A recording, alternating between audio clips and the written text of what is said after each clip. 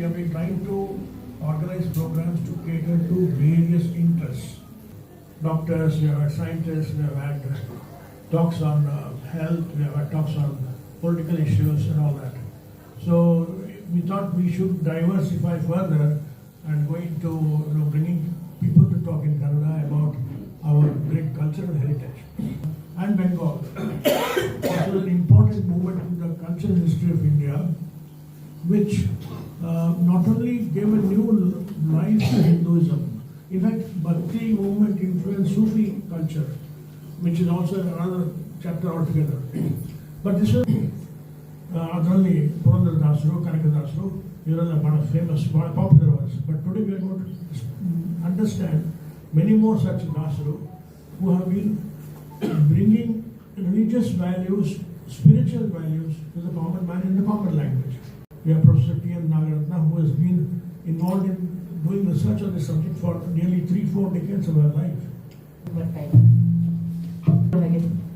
Dr. T.M. ಹರಿದಾಸ ಸಾಹಿತ್ಯದ ಅಧ್ವರ್ಯು ಅಧಿಕೃತವಾಣಿ doctor T.M. Nagaratna. ಶಿವಮೊಗ್ಗದಲ್ಲಿ ಇವರು ಕನ್ನಡದಲ್ಲಿ ಪದವಿ ಪಡೆದರು, ಚಿನ್ನದ ಪದಕ ಪಡೆದರು, ಮತ್ತೆ ಮೈಸೂರು ವಿಶ್ವವಿದ್ಯಾಲಯಕ್ಕೆ ಬಂದರು. ಇಲ್ಲಿನೂ MA ಪದವಿಯಲ್ಲಿ ಚಿನ್ನದ ಆಸಕ್ತಿಯಿಂದ ಬಂದಿದ್ದೀರಿ. ನಿಮ್ಮ ಕುತೂಹಲವನ್ನು ಎಷ್ಟೋ ಮಟ್ಟಿಗೆ ತಣಿಸ್ತೀನೋ ನನಗೆ ಗೊತ್ತಿಲ್ಲ. ಸಾಹಿತ್ಯದ ಬಗ್ಗೆ ಒಂದು ಚಿಕ್ಕ ಲೇಖನವನ್ನು ಶ್ರೀಮತಿಯವರಿಗೆ ಕೊಟ್ಟಿದ್ದೆ. ಅವ್ರು ಹೇಳಿದರು ಎಲ್ಲರಿಗೂ ಅದನ್ನು ತಲುಪಿಸ್ತೀನಿ. ಆ ಲೇಖನದಿಂದ ಈಗಾಗಲೇ ನಿಮಗೆ ಸಾಕಷ್ಟು ವಿಷಯಗಳು ತಿಳಿದಿವೆ. ಆ ಹಿನ್ನೆಲೆಯಲ್ಲಿ ಇವತ್ತು ನಾನು ನನ್ನ ಮಾತುಗಳನ್ನು ಪ್ರಾರಂಭಿಸ್ತೇನೆ. ಸಂಕ್ಷಿಪ್ತವಾಗಿ ಹೇಳೋದಾದರೆ, ಭಾರತೀಯ ತತ್ವಶಾಸ್ತ್ರದ ಕ್ಷೇತ್ರದಲ್ಲಿ 3 ಜನ ಆಚಾರ್ಯರು ಆಗಿ ಹೋಗಿದ್ದಾರೆ. ಅವರಲ್ಲಿ ಕೊನೆಯವರೇ ಮಧ್ವಾಚಾರ್ಯರು. ಅವರ ನೇರ ಶಿಷ್ಯರು 4 ಜನ: ಪದ್ಮನಾಭ ತೀರ್ಥರು, ನರಹರಿ ತೀರ್ಥರು, ಮಾಧವ ತೀರ್ಥರು ಮತ್ತು ಅಕ್ಷೋಭ್ಯ ತೀರ್ಥರು ಅಂಥೇಳಿ. ಆ ಪೈಕಿ ಪದ್ಮನಾಭ ತೀರ್ಥರ ಪೀಳಿಗೆಯಲ್ಲಿ 8ನೆಯ ಮಠಾಧಿಪತಿಗಳಾಗಿ ಶ್ರೀರಂಗದಲ್ಲಿ ಕನ್ನಡಿಗರಾದಂತಹ ಶ್ರೀಪಾದರಾಜರು ಮಠದ ಆಧಿಪತ್ಯವನ್ನು ವಹಿಸಿಕೊಂಡರು. ಅವರು ಅಲ್ಲಿಯ ತಮಿಳಿನಲ್ಲಿ ಬಂದಿದ್ದಂತಹ ಭಕ್ತಿ ಸಾಹಿತ್ಯ, ಜನರ ಆಡು ಭಾಷೆಯಲ್ಲಿ ಭಕ್ತಿಯನ್ನು ಬಿತ್ತರಿಸಿದಾಗ ಜನರ ಮೇಲೆ ಅದು ಯಾವ ರೀತಿ ಪರಿಣಾಮವನ್ನು ಬೀರುತ್ತೆ ಅಂತಕ್ಕಂಥ ವಿಚಾರ, ಇವುಗಳನ್ನೆಲ್ಲ ಸ್ವತಃ ಬಲ್ಲವರಾದ್ದರಿಂದ ಅವರು ಕರ್ನಾಟಕಕ್ಕೆ ಬಂದ ನಂತರ ಮುಳುಬಾಗಿಲಿನಲ್ಲಿ ತಮ್ಮ ಮಠವನ್ನು ಸ್ಥಾಪನೆ ಮಾಡಿದರು. ತಮ್ಮ ಪೂಜಾ ಕಾಲದಲ್ಲಿ ಕೃತಿಗಳನ್ನು ಕನ್ನಡದಲ್ಲಿ, ಹಾಗೆ ಮೊಟ್ಟ ಮೊದಲ ಕನ್ನಡದ ಹರಿದಾಸರು, ಕೀರ್ತನಕಾರರು ಶ್ರೀಪಾದರಾಜರು ಅಂಥೇಳಿ ನಾವು ಹೇಳಬಹುದು.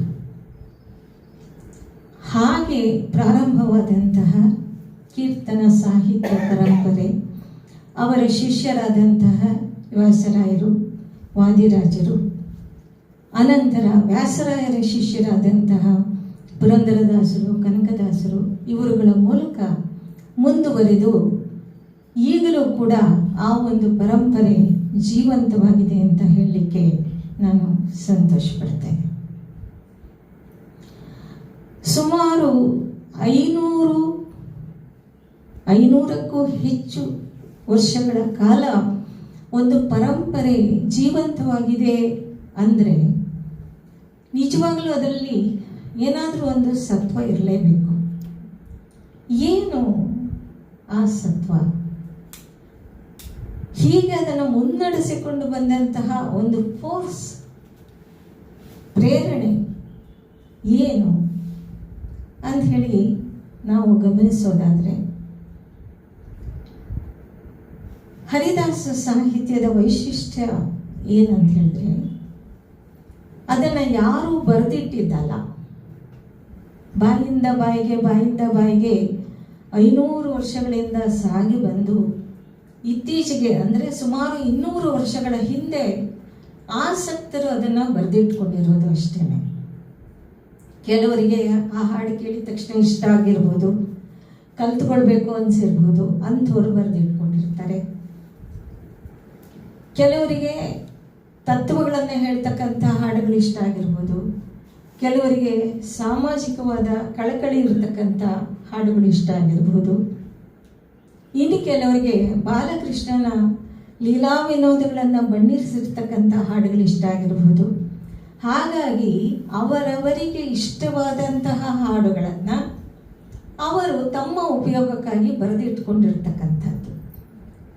ಈ ಬರವಣಿಗೆ ಮಾತ್ರ ನಮಗೆ ಈಗ ಸಿಗ್ತಾ ಇರ್ತಕ್ಕಂಥದ್ದು. ಅದರಲ್ಲೂ ಕೂಡ ಯಾವುದರಲ್ಲೂ ಡೇಟ್ ಇಲ್ಲ, ದಿನಾಂಕವನ್ನು ಬರೆದಿಟ್ಟಿಲ್ಲ. ಇದುವರೆಗೂ ಸುಮಾರು ಅದನ್ನು ಬರೆದಿಟ್ಕೊಂಡಂತಹ ದಿನಾಂಕವನ್ನು ನಮೂದಿಸಿರ್ತಕ್ಕಂಥದ್ದು ಅಷ್ಟೇ. ಹಾಗಾಗಿ ಈ ಹಸ್ತಪ್ರತಿಗಳು ಏನಿದೆ ಅದ್ಯಾವುದು ಕೂಡ ಆಯಾ ದಾಸರು ಬರೆದಿಟ್ಟಿರ್ತಕ್ಕಂಥದ್ದು ಅಲ್ಲ. ಹೀಗಾಗಿ ಸುಮಾರು 500 ವರ್ಷಗಳಿಂದ ಬಾಯಿಂದ ಬಾಯಿಗೆ ಬಂದು ಸಾಕಷ್ಟು ತಪ್ಪುಗಳಾಗ್ಬಿಟ್ಟಿದೆ. ಅದರಲ್ಲಿ ಕಣ್ ತಪ್ಪುಗಳಾಗಿರ್ಬೋದು, ಕಿವಿ ತಪ್ಪಾಗಿರ್ಬೋದು, ಬಾಯಿ ತಪ್ಪಾಗಿರ್ಬೋದು. ಹಾಗಾಗಿ ಅನೇಕ ಮಾರ್ಪಾಡುಗಳಾಗಿದೆ, ಎಷ್ಟೋ ಅಬದ್ಧಗಳು ಕೂಡ ಸೇರ್ಕೊಂಡ್ಬಿಟ್ಟಿವೆ. ಈ ಅಬದ್ಧಗಳನ್ನು ಇಂತಹ ಹಸ್ತಪ್ರತಿಗಳನ್ನು ಆಧರಿಸಿ ಇದ್ದ ಮಟ್ಟಿಗೆ ಶುದ್ಧ ಪಾಠವನ್ನು ನಿರ್ಣಯ ಮಾಡಿಕೊಡ್ತಕ್ಕಂಥ ಕೆಲಸವನ್ನೇ ನಾನು ಈ 30 ವರ್ಷಗಳು ಕೂಡ ಮಾಡ್ಕೊಂಡು ಬಂದಿರತಕ್ಕಂಥದ್ದು. ಈಗ ಶ್ರೀಮತಿಯವರು ನನ್ನನ್ನು ಒಂದು ಪ್ರಶ್ನೆ ಕೇಳಿದರು, ಈಗ ಅದರ ಅಗತ್ಯ ಇದೆಯೇ? ಭಕ್ತಿ ಸಾಹಿತ್ಯವಾದ ದಾಸ ಸಾಹಿತ್ಯದ ಅಗತ್ಯ ಇದೆಯೇ ಅಂತ. ಇವತ್ತಿನ ವಿಚಾರ ಇದನ್ನು ಕುರಿತು ಇಟ್ಟುಕೊಳ್ಳೋಣ. ಹರಿದಾಸ ಸಾಹಿತ್ಯದ ಅಗತ್ಯ ಇವತ್ತು ಇದೆಯೇ? ಹೇಳ್ಬೋದು ಕೆಲವರು, ಅಯ್ಯೋ ಭಕ್ತಿ ದೇವರು ಇದ್ರು ಇದೆಲ್ಲ ಬಿಟ್ಟಾಕಿ ಈ ವಿಜ್ಞಾನ ಯುಗದಲ್ಲಿ ಇವುಗಳನ್ನೆಲ್ಲ ಕಟ್ಕೊಂಡು ನಾವೇನು ಮಾಡೋಣ ಅಂತ ಕೆಲವರು ವಾದ ಇರ್ಬೋದು. ಇನ್ನು ಕೆಲವ್ರು ಹೇಳ್ಬೋದು, ಇದು ಈ ಜೀವನ ನಶ್ವರ ಅದು ಇದು ಅಂತ ಹೇಳ್ಕೊಂಡು ಬರೀ ವೈರಾಗ್ಯ ಬೋಧಿಸುತ್ತೆ, ಇದು ನಮಗೆ ಹಾಕ್ಬೇಕು, ದುಡ್ಡಿದ್ದಾಗ ಮಜಾ ಮಾಡ್ಬೇಕ್ರಿ, ಇದೆಲ್ಲ ಕಟ್ಕೊಂಡು ಏನು ಮಾಡಬೇಕು ಅನ್ನೋಬೋದು. ಆ ಮನೋಭಾವದವರು ಸಾಕಷ್ಟು ಜನ ಇದ್ದಾರೆ. ಆದರೆ ಈ ಹರಿದಾಸ ಸಾಹಿತ್ಯದಲ್ಲಿ ಇರೋದು ಏನು? ಯಾಕೆ ಇಷ್ಟು ವರ್ಷ ಹೀಗೆ ಸತತವಾಗಿ ನಡ್ಕೊಂಡು ಬಂದಿದೆ? ಇವತ್ತಿಗೂ ಕೂಡ ನಾವು ಕೀರ್ತನೆಗಳನ್ನು ಕೇಳಿದಾಗ ಒಂದು ರೀತಿಯಲ್ಲಿ ಮನಸ್ಸಿಗೆ ಸಮಾಧಾನ ಆಗತ್ತೆ. ನಮ್ಮ ಮನಸ್ಸನ್ನೇ ಬಿಚ್ಚಿಡ್ತಾ ಇದೆಯೇನೋ ಆ ಕೀರ್ತನೆ ಅಂತಕ್ಕಂಥ ಭಾವನೆ ಬರುತ್ತೆ ಸಾಹಿತ್ಯವನ್ನು ಗಮನಿಸಿದಾಗ. ಅದರಲ್ಲಿ ಅದರ ಸ್ವರೂಪ ಹೇಗಿದೆ ಅಂತ ಹೇಳಿದರೆ, ಕೀರ್ತನೆಗಳು, ಉಗಾಭೋಗಗಳು, ಸುಳಾದಿಗಳು, ವೃತ್ತನಾಮ, ದಂಡಕ, ಈ ರೀತಿ ಪ್ರಭೇದಗಳನ್ನು, ವೈವಿಧ್ಯವನ್ನು ನಾವು ಕಾಣ್ತೇವೆ. ಸಾಮಾನ್ಯವಾಗಿ ಎಲ್ಲರೂ ಕೇಳಿರ್ತಕ್ಕಂಥದ್ದು ಕೀರ್ತನೆಗಳು. ಆ ಕೀರ್ತನೆಯಲ್ಲಿ ಒಂದು ಪಲ್ಲವಿ ಇರುತ್ತೆ, ನುಡಿಗಳಿರುತ್ತೆ. ಆ ಪಲ್ಲವಿಯಲ್ಲಿ ತಾನು ಏನು ಹೇಳಬೇಕು ಅಂತ ಇರ್ತಾನೋ ಅದರ ರಚನಾಕಾರ ಅದನ್ನು ಹೇಳ್ತಾನೆ, ನುಡಿಗಳಿಂದ ಅದನ್ನು ಪೋಷಿಸ್ತಾನೆ. ಆಯಾ ರಚನಾಕಾರರ ಅಂಕಿತ. ಇದು ಸಾಮಾನ್ಯವಾಗಿ ನೀವೆಲ್ಲರೂ ಕೇಳಿರ್ತಕ್ಕಂಥ ಕೀರ್ತನೆಗಳ ಒಂದು ಸ್ವರೂಪ. ಉಗಾಭೋಗ ಅದು ಇನ್ನೊಂದು ರಚನೆ. ಅದು ಮೇಲ್ನೋಟಕ್ಕೆ ವಚನಗಳನ್ನು ಹೋಗ್ತಕ್ಕಂಥ ರಚನೆಗಳು. ಇಷ್ಟೇ ಸಾಲಿರಬೇಕು, ಹೀಗೆ ಇರಬೇಕು ಅನ್ನೋಂಥ ಕಟ್ಟುಪಾಡುಗಳು ಏನೂ ಇಲ್ಲ. ಅದಕ್ಕೆ ರಾಗ ಪ್ರಧಾನವಾದಂತಹ ರಚನೆಗಳು. ರಚನೆಯ ಕೊನೆಯಲ್ಲಿ ರಚನಾಕಾರರ ಅಂಕಿತ ಇರುತ್ತೆ.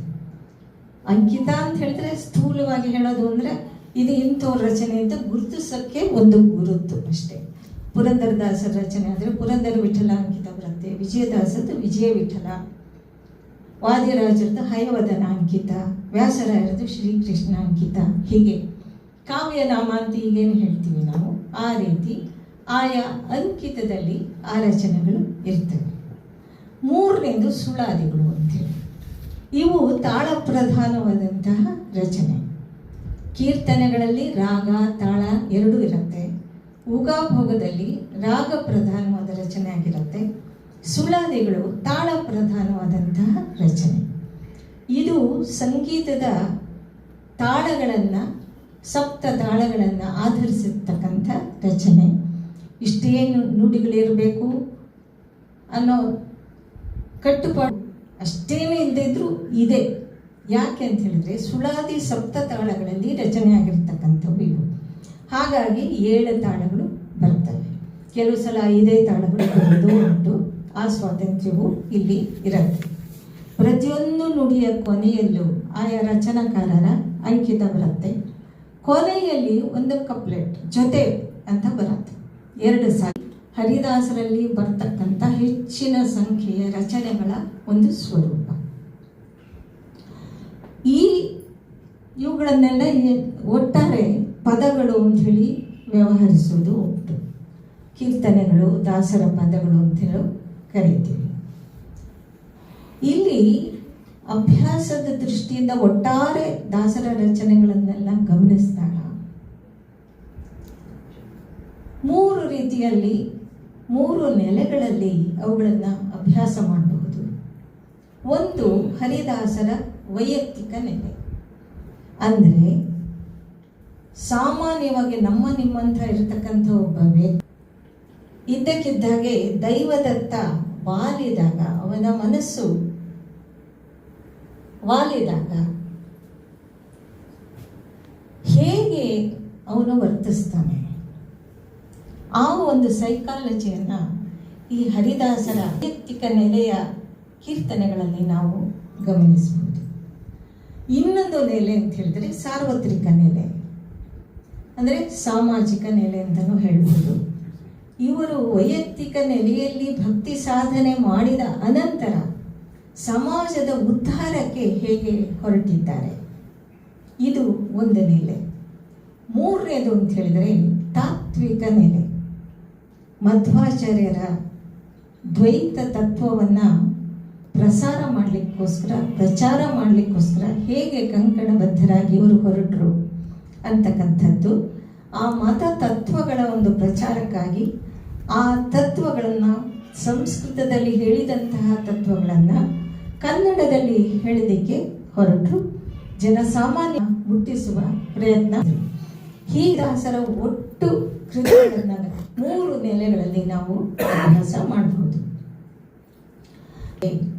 ಯಾವುದೋ ಒಂದು ಗಳಿಗೆಯಲ್ಲಿ, ಅದನ್ನು ಶುಭ ಗಳಿಗೆ ಅಂತ ಹೇಳ್ಬೋದು, ಆ ಗಳಿಗೆಯಲ್ಲಿ ಭಗವಂತನತ್ತ ವಾಲಿದ ಮನಸ್ಸು ಸಂದರ್ಭದಲ್ಲಿ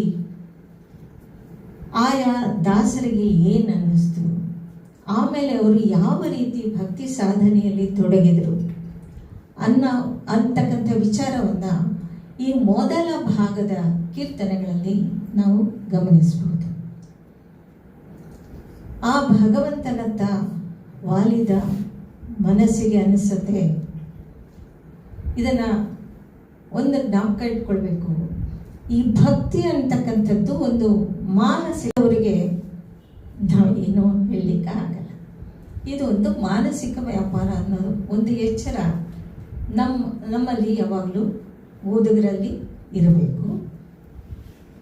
ಹಾಗೆ ಭಗವಂತನತ್ತ ವಾಲಿದ ಮನಸ್ಸು ತಾನು ಅದುವರೆಗೆ ಬಾಳಿದ ಬಾಳೆಲ್ಲ ವ್ಯರ್ಥ ಅನ್ನಿಸ್ಲಿಕ್ಕೆ ಪ್ರಾರಂಭ ಆಗತ್ತೆ. ಅವನಿಗೆ ಒದ್ದಾಡ್ತಾನೆ, ಅಯ್ಯೋ ಹೀಗೆ ಮಾಡಿದೆ, ಹಾಗೆ ಮಾಡಿದೆ, ಅಂಥವ್ರಿಗೆ ಮೋಸ ಮಾಡಿದೆ, ಇಂಥ ದುಡ್ಡು ಗಳಿಸೋದೇ ನನ್ನ ಜೀವನದ ಗುರಿ ಅಂತ ತಿಳ್ಕೊಂಡ್ಬಿಟ್ಟೆ. ಹೀಗೆಲ್ಲ ವಿಲಿ ವಿಲಿ ವಿಲಿ ಒದ್ದಾಡತ್ತೆ ಮನಸ್ಸು. ಒದ್ದಾಡಿ ಒದ್ದಾಡಿ ಒದ್ದಾಡಿ ಆ ಭಗವಂತನಲ್ಲಿ ತಮ್ಮ ಎಲ್ಲ ಒದ್ದಾಟವನ್ನು ತೋಡ್ಕೊಳ್ಳಿಕ್ಕೆ ಪ್ರಾರಂಭಿಸಿ ಸಂಪೂರ್ಣವಾಗಿ ಆ ಭಗವಂತನಲ್ಲಿ ಶರಣಾಗತರಾಗ್ತಾರೆ. ದಾಸನ ಮಾಡಿಕೋ ಎನ್ನ ಸಾಸಿರ ನಾಮದ ವೆಂಕಟರಮಣ, ದಾಸನ ಮಾಡಿಕೋ ಎನ್ನ ಸಂಪೂರ್ಣವಾಗಿ ಆ ಭಗವಂತನಲ್ಲಿ ಶರಣಾಗ್ತಾರೆ. ಮತ್ತವನಲ್ಲೋ ಮುರಾರಿ, ನಿನಗೆ ನಾ ಮತ್ತವನಲ್ಲೋ ಮುರಾರಿ, ನಿನ್ನ ಭೃತ್ಯರ ಭೃತ್ಯರ ಭೃತ್ಯರ ಭೃತ್ಯನಿಗೆ ಎತ್ತಣ ಸ್ವಾತಂತ್ರ್ಯ ಸಲಹಯ್ಯ ಶೌರಿ.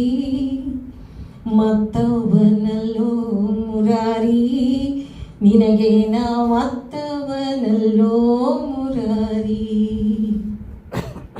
ನಾನು ಬೇರೆಯವನೇನಪ್ಪ, ನನಗೆ ನಿನ್ನ ಆಳಿನ ಆಳಿನ ಆಳಿನ ಆಳು ನಾನು. ಅವರಲ್ಲಿ ಅವರನ್ನ ಇಚ್ಛಾನುಸಂಧಾನ ಮಾಡ್ಕೊಳ್ತಾರೆ. ಸಂಪೂರ್ಣವಾಗಿ ನಾನು ನಿನ್ನ ದಾಸ ಅಂತ ಹೇಳಿ ಶರಣಾಗತರಾಗ್ತಾರೆ. ಇದು ಭಕ್ತಿಯ ಸಾಧನೆಯಲ್ಲಿ ಮೊದಲನೆಯ ಹಂತವಾಗಿ ನಾವು ಗುರುತಿಸ್ಬೋದು. ಸುಮಾರು ಇದುವರೆಗೂ 300 ಜನ ಹರಿದಾಸರಾಗಿ ಹೋಗಿದ್ದಾರೆ. ಪ್ರತಿಯೊಬ್ಬರ ಬದುಕಿನಲ್ಲೂ ಇಂತಹ ಒಂದು ಹಂತವನ್ನು ನಾವು ಕಾಣ್ತೇವೆ. ಅನಂತರ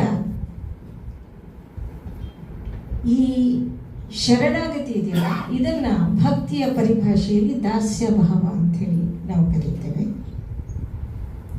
ಹೀಗೆ ಆ ಭಗವಂತನಲ್ಲಿ ಶರಣಾಗತರಾಗಿ ಮುಂದಿನ ಹಂತವಾಗಿ ಅವನ ಜೊತೆಗೆ ಮಾನವ ಸಂಬಂಧಗಳನ್ನು ಸ್ನೇಹಿತ ಅಂಥೇಳಿ ಭಾವಿಸ್ತಾರೆ. ಮರೆತೆಯೇನೋ ರಂಗ ಮಂಗಳಂಗ, ತುರುಕರು ಕಾಯುವಲ್ಲಿ ತೊಂಡನಾಗಿದ್ದನ್ನ ಮರೆತೆಯೇನೋ ರಂಗ. ಶ್ರೀಪಾದರಾಜರು ತಮ್ಮಲ್ಲಿ ಸಖ್ಯ ಭಾವವನ್ನು ಆರೋಪಿಸಿಕೊಂಡು ಭಗವಂತನಲ್ಲಿ ಕೇಳ್ತಾರೆ, ನೀನು ದನ ಕಾಯ್ಬೇಕಾದ್ರೆ ನಿನ್ನ ಜೊತೆ ಬಂದಿದ್ನಲ್ಲ, ಮರ್ತೋಯ್ತೇನೋ ನಿನಗೆ? ಸಾಮಾನ್ಯವಾಗಿ ನಾವು ಹಳೆಯ ಸ್ನೇಹಿತರನ್ನು ಕಂಡಾಗ ಹಿಂದಿನ ಘಟನೆಗಳನ್ನೆಲ್ಲ ನೆನೆಸ್ಕೊಂಡು ಹೇಳ್ತೀವಲ್ಲ, ಇದು ಮರ್ಪಟ್ಟಿಯೋ ನೀನು, ಅದು ತುಂಬ ಸಹಜವಾಗಿ ಹೇಳ್ತೀವಲ್ಲ, ಅಷ್ಟೇ ಸಹಜವಾಗಿ ಭಗವಂತನ ಜೊತೆ ಇವರು ಸಂವಾದ ನಡೆಸ್ತಾರೆ. ಮರೆತೆಯೇನೋ ರಂಗ ಮಂಗಳಾಂಗ ಅಂತ ಕೇಳ್ತಾರೆ. ಅವನ್ನೆಲ್ಲ ಕೇಳುವಂಥ ಸಲಿಗೆಯನ್ನು ತೋರಿಸ್ತಾರೆ. ಹಾಗೇನೆ ಈ ಗೆಳೆತನ ಅನ್ನೋದು ಇದೆಯಲ್ಲ, ಇದರ ರುಚಿಯನ್ನು ನಾವೆಲ್ಲರೂ ಅನುಭವಿಸಿರ್ತಕ್ಕಂಥದ್ದು. ಎಷ್ಟೋ ವಿಚಾರಗಳನ್ನು, ವೈಯಕ್ತಿಕ ವಿಚಾರಗಳನ್ನು, ಗಂಡ ಹೆಂಡತಿಯರು ಕೂಡ ಹಂಚಿಕೊಳ್ಳಲು ಆಗದಂತಹ ವಿಚಾರಗಳನ್ನು ಸ್ನೇಹಿತರಲ್ಲಿ ಹಂಚಿಕೊಳ್ತೇವೆ ನಾವು. ಅದರಲ್ಲೂ ಚಿಕ್ಕಂದಿನ ಆ ಸ್ನೇಹ ಸಲಿಗೆ ಇದೆಯಲ್ಲ, ಇದರಲ್ಲಿ ಕೆಲವರಾರು ಅನುಭವಿಸಿದ್ದಾರೆ ಅಂದ್ಕೊಂಡಿದ್ದೀನಿ ನಾನು. ಚಿಕ್ಕಂದಲ್ಲಿ ಶಾಲೆಗೆ ರಜಾ ಬಂತು ಅಂದರೆ ಇಸಿಬೇಕಾಯಿ ಮಾವಿನಕಾಯಿ ಅದು ಇದು ಎಲ್ಲರ ಮನೆ ಕಾಂಪೌಂಡ್ಗೂ ಹೋಗ್ತಿರ್ತೀವಿ. ಅಲ್ಲಿ ಒಂದೇ ಒಂದು ಕಾಯಿ ಸಿಕ್ಕಿದಾಗ ಏನು ಮಾಡಬೇಕು, ಯಾರು ತಿನ್ಬೇಕು ಅದನ್ನು? ನೀ ತಿನ್ನೋ ಅನ್ನೋ ಅಷ್ಟು ಎಲ್ಲ ಮಕ್ಕಳಿಗೂ ನನಗೆ ಬೇಕು ಅನಿಸ್ತಿರುತ್ತೆ. ಆಗ ಒಂದು ಭಯ ಮೀಡಿಯಾ ಪಾಲಿಸಿ, ಕಾಗೆ ಎಂಜಲ್ ಮಾಡಿ ತಿನ್ಬೇಡ ಅಂತ. ಎಂಜಲ್ ತಿಂದರೆ ಮನೇಲಿ ಬೈತಾರೆ, ಕಾಗೆ ಎಂಜಲ್ ಮಾಡಿ ತಿನ್ಬೇಡ. ಹೇಗೆ? ಅದ್ರ ಮೇಲೆ ಒಂದು ಬಟ್ಟೆ ಮುಚ್ಚಿಬಿಡೋದು, ಕಚ್ಚಿಬಿಡೋದು, ಎಲ್ಲರಿಗೂ ಒಂದು ಚೂರು ಕೊಡೋದು. ಈ ರುಚಿಯನ್ನು ನಾವೆಲ್ಲರೂ ಅನುಭವಿಸಿರ್ತಕ್ಕಂಥದ್ದೇ. ಹೀಗೆ ಸಖ್ಯ ಭಾವವನ್ನು ಭಗವಂತನ ಜೊತೆ ಕಲ್ಪಿಸ್ಕೊಳ್ತಾರೆ. ಕೊಟ್ಟು ಹೋಗೋ ಎನ್ನ ಸಾಲವ, ಕಣ್ಣ ಬಿಟ್ಟ ರಂಜುವನಲ್ಲ ಹೊರಕಲ್ಲ ಕೃಷ್ಣ, ಕೊಟ್ಟು ಹೋಗೋ ಎನ್ನ ಸಾಲವ. ಕೃಷ್ಣನನ್ನ ಸಾಲಗಾರನನ್ನಾಗಿ ನಿಲ್ಲಿಸ್ತಾರೆ, ಕತ್ತಿನ ಪಟ್ಟಿ ಹಿಡಿದು ನಿಲ್ಲಿಸ್ತಾರೆ, ಆ ಸಲಿಗೆಯನ್ನು ತೋರಿಸ್ತಾರೆ. ಅವರನ್ನು ಭಗವಂತನ ಜೊತೆ ಇನ್ನಷ್ಟು ಹತ್ತಿರಕ್ಕೆ ತರುತ್ತೆ. ಹಾಗೇನೆ ಮಧುರ ಭಾವ, ಗಂಡು ಹೆಣ್ಣಿನ ನಡುವೆ ಇರತಕ್ಕಂಥ ಒಂದು ಪ್ರೀತಿ, ಇದು ಕೂಡ ಅಷ್ಟೇ ಎಲ್ಲರ ಅನುಭವಕ್ಕೆ ಬರ್ತಕ್ಕಂಥ ವಿಚಾರ. ಹಾಗೆಯೇ ಭಗವಂತ ಗಂಡ ಪತಿ ತಾನು ಸತಿ ಅಂತಕ್ಕಂಥ ಒಂದು ಭಾವವನ್ನು ತಮ್ಮಲ್ಲಿ ಆರೋಪಿಸಿಕೊಂಡು ಸಾಧನೆ ಮಾಡ್ತಕ್ಕಂಥದ್ದು. ಮುಟ್ಟದಿರೋ ಎನ್ನ ಕೈಯ ಮುರಾರಿ, ಮುತ್ತೆಲ್ಲ ಸಡಿಲ್ಯಾವು, ಬಟ್ಟ ಮೊಲೆಯ ಕಾಗಿ ನೆಲೆಯ ಕನಕ ಪುತ್ಥಳಿಯ ಮುಟ್ಟದಿರೋ ಎನ್ನ. ನೋಡಿ ಎಷ್ಟು ಮಟ್ಟಿಗೆ ತಮ್ಮಲ್ಲಿ ಹೆಣ್ತನವನ್ನು ಆರೋಪಿಸ್ಕೊಳ್ತಾರೆ ಅಂದರೆ, ಬಟ್ಟ ಮೊಲೆಯ ಕನಕ ಪುತ್ಥಳಿಯ ಮುಟ್ಟದಿರೋ ಎನ್ನನು ಅಂತ ಹೇಳ್ತಾರೆ. ಹಾಗೆಯೇ ಉಮ್ಮತ್ತೂರ ಚೆನ್ನಯ್ಯ ಸುಳಾದಿ ಅಂಥೇಳಿ ಒಂದು ಸುಳಾದಿ ಬರುತ್ತೆ ಪುರಂದರದಾಸರಲ್ಲಿ. ಅದರಲ್ಲೂ ಅಷ್ಟೇ, ಸೆರೆಗೊಂಡ ಸೂರೆಗೊಂಡನವ್ವ ಉಮ್ಮತ್ತೂರ ಚೆನ್ನಯ್ಯ ಪುರಂದರ ವಿಠಲ. ಎಷ್ಟರ ಮಟ್ಟಿಗೆ ಅವರು ಹೆಣ್ತನವನ್ನು ಆರೋಪಿಸಿಕೊಂಡು ಭಕ್ತಿ ಸಾಧನೆ ಮಾಡಿದ್ದಾರೆ ಅನ್ನೋಕ್ಕೆ ಇಂತಹ ನೂರಾರು ಕೀರ್ತನೆಗಳು ಬರ್ತವೆ ಹರಿದಾಸರಲ್ಲಿ. ಇನ್ನು ಮುಂದಿನದು ವಾತ್ಸಲ್ಯ ಭಾವ. ತಾವು ಯಶೋದೆಯಾಗಿ ಭಗವಂತನನ್ನ ಮಗುವನ್ನಾಗಿ ಕಲ್ಪಿಸಿಕೊಂಡು ಭಕ್ತಿ ಸಾಧನೆ ಮಾಡಿರ್ತಕ್ಕಂಥದ್ದು. ನಾವೆಲ್ಲ ಎಳೆ ಮಕ್ಕಳ ಚೇಷ್ಟೆ ತುಂಟಾಟ ಎಲ್ಲವನ್ನೂ ನೋಡಿದ್ದೀವಿ. ತಾಯಿ ಅದಕ್ಕೆ ಬೆಳಗಿಂದ ಎದ್ದಾಗಿಂದ ರಾತ್ರಿ ಮಲಗೋ ತಕ್ಕ ಮಾಡ್ತಕ್ಕಂಥ ಉಪಚಾರ, ಮುದ್ದು ಎಲ್ಲವನ್ನೂ ನಾವು ಅನುಭವಿಸಿರ್ತಕ್ಕಂಥದ್ದೇ. ಆ ಅನುಭವಗಳನ್ನು ಭಗವಂತನಿಗೆ ಆರೋಪಿಸ್ತಾರೆ ಹರಿದಾಸರು. ಮಡ ಹೊರಳ ಕಲಿತ ಕೃಷ್ಣ ನಾಗರ ಹೆಡೆಯಂತೆ ತಲೆ ಎತ್ತಲು ಕಲಿತ. ಮಡ ಹೊರಳ ಕಲಿತ ಕೃಷ್ಣ ನಾಗರ ಹೆಡೆಯಂತೆ ತಲೆ ಎತ್ತಲು ಕಲಿತ. 3 ತಿಂಗಳಾದ ಕೂಡಲೇ ಅದು ಬೋರ್ಲಾಗುತ್ತೆ. ಬೋರ್ಲಾಗ್ಬಿಟ್ಟು ತಲೆ ಎತ್ತಕ್ಕೆ ಪ್ರಯತ್ನ ಪಡುತ್ತೆ. ಆದರೆ ಒಂದೇ ಸಲಿಗೆ ತಲೆ ಎತ್ತಕ್ಕಾಗಲ್ಲ, ಪ್ರಯತ್ನ ಪಟ್ಟು ಸಾಧಿಸ್ಕೊಳುತ್ತೆ. ಹಾಗೆ ತಲೆ ಎತ್ತಿದಾಗ ಕತ್ತಿ ಇನ್ನೂ ನಿಲ್ತಾ ಇರಲ್ಲ, ಅದು ಹೀಗೆ ಓಲಾಡ್ತಿರತ್ತೆ. ಇದನ್ನ ಗಮನಿಸಿರ್ತಕ್ಕಂಥ ದಾಸರು ಕೃಷ್ಣನಿಗೆ ಆರೋಪಿಸಿ ಹೇಳ್ತಾರೆ, ಹೊಡೆ ಮರಳ ಕಲಿತ ಕೃಷ್ಣ ನಾಗರ ಹೆಡೆಯಂತೆ ತಲೆ ಎತ್ತಲು ಕಲಿತ. ನಿಜವಾಗ್ಲೂ ಆ ಮಗುವಿನ ಬೆಳವಣಿಗೆಯನ್ನು ಗಮನಿಸಿರ್ತಕ್ಕಂಥ ತಂದೆ ತಾಯಿಗಳು, ಮನೆ ಮಂದಿಗೆಲ್ಲ ಈ ವಿವರವನ್ನು ಕೇಳಿದ ತಕ್ಷಣ ರೋಮಾಂಚನವಾಗದೆ ಇರೋದಕ್ಕೆ ಸಾಧ್ಯವೇ ಇಲ್ಲ. ಅಂತಹ ಒಂದು ಚಿತ್ರವನ್ನು ಕೊಡ್ತಾರೆ. ಉಗ್ಗು ಉಗ್ಗು ಅಂಥೇಳಿ ಮಾತಾಡಕ್ಕೆ ಕಲಿತಂತೆ ಮಗು ಕೃಷ್ಣ. ಮಲ್ಲಿಗೆ ಮೊಗ್ಗುಗಳಂತೆ ಹಲ್ಲು ಬಂದಿವೆ ಶ್ರೀಕೃಷ್ಣಗೆ ಅಂತ ಹೇಳ್ತಾರೆ. ಎಳೆ ಮಕ್ಕಳಿಗೆ ಬಾಯಲ್ಲಿ ಹಲ್ಲು ಮೊಳೀತಾ ಇದ್ದರೆ ನಿಜವಾಗ್ಲೂ ಅದು ಮಲ್ಲಿಗೆ ಮೊಗ್ಗಂಗೆ ಕಾಣುತ್ತೆ, ಬೆಳ್ಳಗಿರುತ್ತೆ ಹಲ್ಲು. ಮಲ್ಲಿಗೆ ಮೊಗ್ಗುಗಳಂತೆ ಹಲ್ಲು ಬಂದಿವೆ ಶ್ರೀಕೃಷ್ಣಗೆ ಅಂತ ಹೇಳ್ತಾರೆ. ಇಂತಹ ಚಿತ್ರಗಳನ್ನು ಕಟ್ಟಿಕೊಟ್ಟಾಗ ನಮಗೆಲ್ಲ ಅನ್ಸುತ್ತೆ, ಇದು ನಮ್ಮ ಅನುಭವಗಳನ್ನೇ ಇವ್ರು ಹೇಳ್ತಾ ಇದ್ದಾರಲ್ಲ ಎಲ್ಲನೂ ಅನ್ಸೋದು ಸಹಜವಾಗುತ್ತೆ. ಹಾಗಾಗಿ ನಮಗೆ ಅವು ಇಷ್ಟ ಆಗ್ತವೆ, ಮತ್ತೆ ಓದಬೇಕು ಅನಿಸುತ್ತೆ. ಒಂದೊಂದ್ಸಲ ಓದಿದಾಗಲೂ ಅದು ಹೊಸತನವಾಗಿ ಕಾಣುತ್ತೆ ನಮಗೆ. ಇನ್ನು ಕೊನೆಯದ 4 ಭಾವಗಳಲ್ಲಿ ಭಗವದ್ ಆರಾಧನೆಯನ್ನು ಮಾಡಿದ್ದನ್ನು, ಭಕ್ತಿ ಸಾಧನೆ ಮಾಡಿದ್ದನ್ನು ಗಮನಿಸಿದ್ವಿ. 5ನೇದು ಶಾಂತ ಭಾವ. ಅಂದರೆ ಈ ಮಾನವ ಸಂಬಂಧಗಳನ್ನು ಮೀರಿ ಭಗವಂತನ ರೂಪ ಗುಣ ಇತ್ಯಾದಿಗಳನ್ನು ಸ್ತುತಿ ಮಾಡ್ತಕ್ಕಂಥ, ಕೀರ್ತಿಸ್ತಕ್ಕಂಥ ಒಂದು ಮನೋಭಾವ. ಇಂತಹ ಕೀರ್ತನೆಗಳು ಕೂಡ ನೂರಾರು ಸಂಖ್ಯೆಯಲ್ಲಿ ಸಿಗ್ತವೆ. ಇವುಗಳನ್ನೆಲ್ಲ ಗಮನಿಸಿದಾಗ, ಅಂತಹ ಹಾಡುಗಳನ್ನು ಕೇಳಿದಾಗ, ಅಂತಹ ವರ್ಣನೆಗಳನ್ನು ನೋಡಿದಾಗ ಇವರು ಏನು ನಮ್ಮ ಬದುಕನ್ನೇ ಕುರಿತು ಹೇಳ್ತಿದ್ದಾರೆ ಅಂತ ಹೇಳಿ ಅನಿಸೋದು ಪ್ರತಿಯೊಬ್ಬರಿಗೂ ಕೂಡ ಸಹಜ. ಭಗವಂತ ಅವರಿಗೆ ಇನ್ನಷ್ಟು ಮತ್ತಷ್ಟು ಹತ್ತಿರವಾಗ್ತಾ ಬರ್ತಾನೆ. ಹತ್ತಿರವಾಗ್ತಾ ಒಂದು ಹಂತದಲ್ಲಿ ಕನಸಿನಲ್ಲಿ ಆ ಭಗವನ್ ಮೂರ್ತಿಯನ್ನು ಕಂಡಂತಹ ಅನುಭವ ಹರಿದಾಸರಿಗೆ ಆಗಿದೆ. ಕಂಡೆನ ಕನಸಿನಲ್ಲಿ ಗೋವಿಂದನ, ಕಂಡೆನ ಕನಸಿನಲ್ಲಿ. ಅನಂತರ ನನಸಿನಲ್ಲಿಯೂ ಕೂಡ ಮನಸ್ಸಿನಲ್ಲಿಯೂ ಕೂಡ ಆ ಭಗವನ್ ಮೂರ್ತಿಯ ದರ್ಶನವಾಗುತ್ತೆ ಹರಿದಾಸರಿಗೆ. ಕಣ್ಣಾರೆ ಕಂಡೆ ಅಚ್ಯುತನ ಅಂತ ಹೇಳ್ತಾರೆ.